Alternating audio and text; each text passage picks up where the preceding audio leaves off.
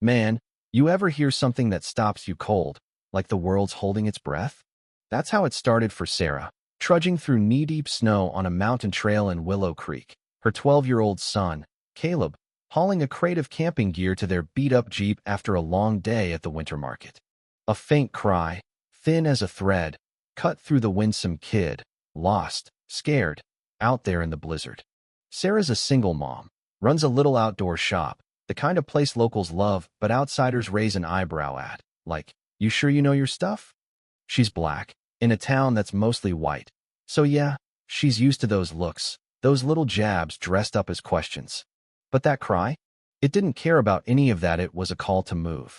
Sarah grabbed Caleb, his eyes sharp with that kid who gets it vibe, and they dove into the storm, headlamps cutting through the swirling white.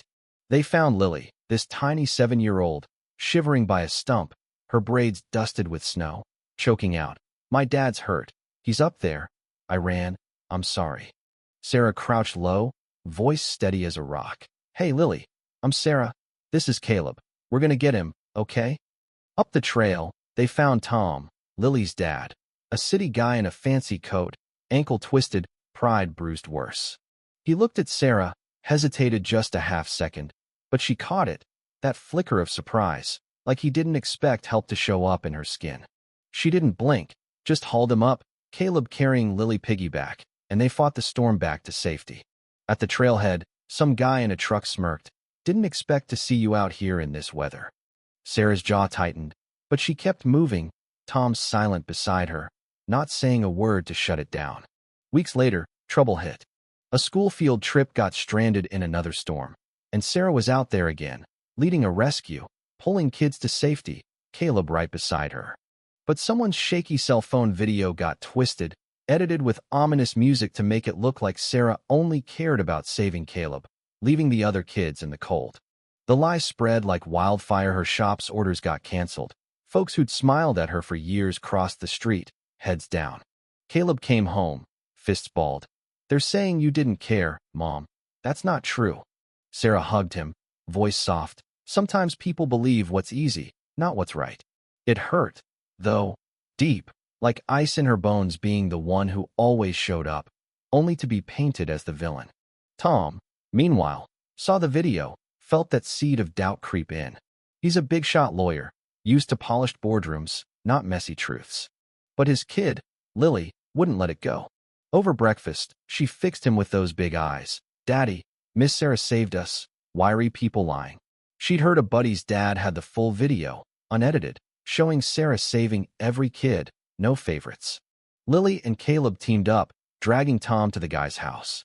The footage was raw. Sarah, calm in the chaos, pulling kids from drifts, checking for frostbite, Caleb steady with Lily on his back.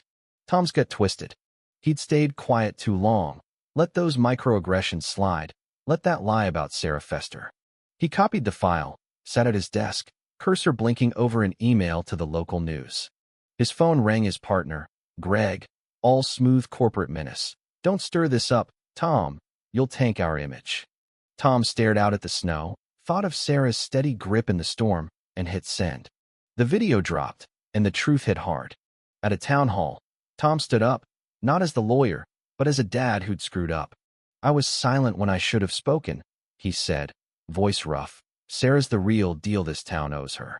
The crowd clapped, loud, warm, and Sarah took the mic, announcing a new survival program for kids, her eyes bright but guarded, like she knew trust was a fragile thing.